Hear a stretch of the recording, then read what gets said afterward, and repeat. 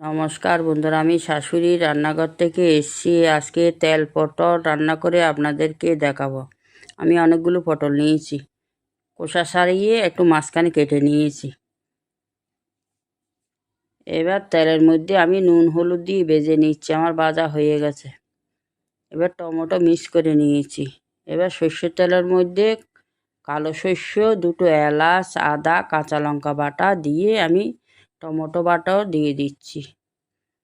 এবার জিরের গুঁড়ো, হলুদ গুঁড়ো, কাশ্মীরি লঙ্কার গুঁড়ো দিয়ে আমি ভালো করে ভেজে নিচ্ছি। তেল বেরিয়ে গেছে, দুটো কাঁচা লঙ্কা দিয়েছি। ভাজা পটলগুলো দিয়ে উষ্ণ গরম জল দিয়ে দিয়েছি। এবার 5 মিনিট পর আমি চিনি আর ধনেপাতা কুচি দিয়ে আমি নামিয়ে দিচ্ছি। এভাবে আপনারা তেল পটল রান্না করে খাবেন, ভালো লাগবে। জয় গুরু।